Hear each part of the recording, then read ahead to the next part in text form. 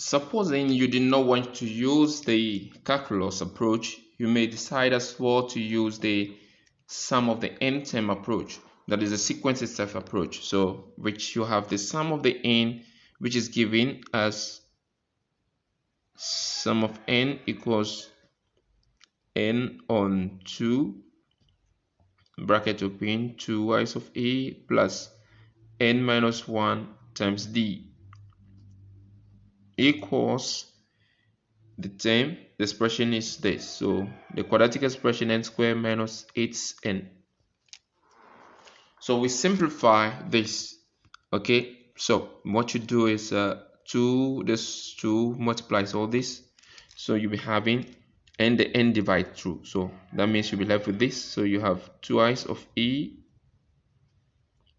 so that 2 multiplies this and n divide both sides, so you'll be left with this. So 2i of e plus bracket open n minus 1 d equals, so the 2 multiplying this, all this, okay, so it will be 2n squared minus 16n, but the n you have to divide both sides, you have to divide through by n, so n goes in this, so you have n times the 2, so 2n, n goes here, 8 times the 2 minus 16, so you have this. So you can make this as your first equation. You're making this as your first equation because you can't further simplify this unless you open the bracket, but I would decide not to open this bracket since we have to be using the next term, the n term. Okay, and for the n term we have a hint that is given to us, which is it should be greater than 130. Okay, so we find another equation in terms of the n term. So you have u sub n equals e plus n minus 1 d. This should be greater than 130. Good.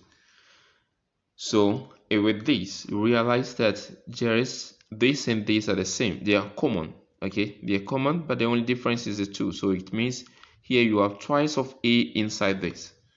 Okay, twice of this a inside this. So we can solve this and this simultaneously or simultaneously. Okay, so this should also be equation 2. But when you decide to solve this simultaneously, you realize that you will be having 2 different variables, that is a and the n here, because in place of when you take a out here, you'll be left with a plus this a, another a, then all this, and all this will give you something like this. So you can use 130 in place of that, but you'll be left with the other a. Okay, so that will be, you'll be having the two variables a and the n. So in order to easily solve it, so that you do not be stuck, so what you have to do is first find the value of a, and we know that a is the first term, and remember, if it's the first term, that means the sum of first term will also be equal to the first term, meaning if you have a term, if you have a term 1, 2, 3, 4 and continues like that, the sum of first 4 of the terms will be 1 plus 2 plus 3 plus 4, which should be 10. Okay, now the first term, which is this term, if you are to sum up this first term, you still get the same thing, you still get 1.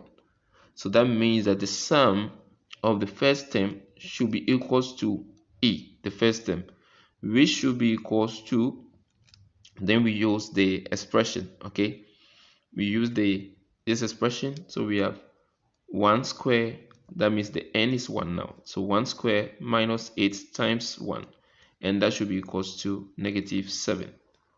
So that means that a, the first term, equals -7.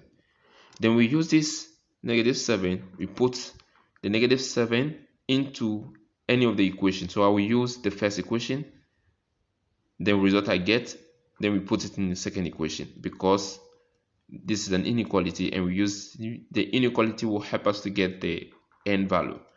Okay, so we put this into the first equation, so you have this implies twice of -7 plus n minus 1 d equals twice of n minus 16. Then we simplify this, so we get -14 here. Okay, -14, you take it to the other side, so you'll be left with this. So n minus 1 d equals twice of n minus 16, -14 taken to the other side plus 14. So you have n minus 1 d equals, so this should be twice of n minus 2. Now we will not open this bracket. I wouldn't touch this because it's already in the second equation. The way it is here, so I do not have to touch it. So we put this into the second equation, so we can make this equation 3.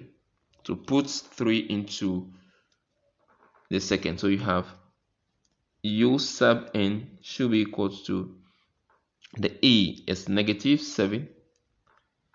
Okay, so you have plus n minus 1d, that is replaced by this. So you have 2s of n minus 2 greater than 130. So we simplify this, -7 minus 2, that should be -9. So you have 2y of n greater than 130 plus 9. And you have 2y of n greater than 139. And that should be n greater than 69.5.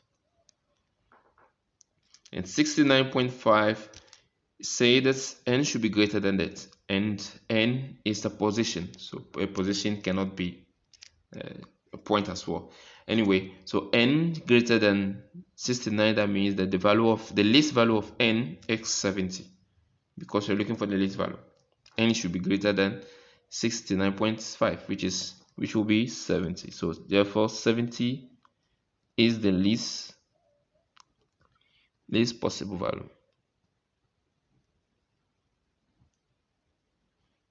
And that is it. So you see the same thing. Thank you.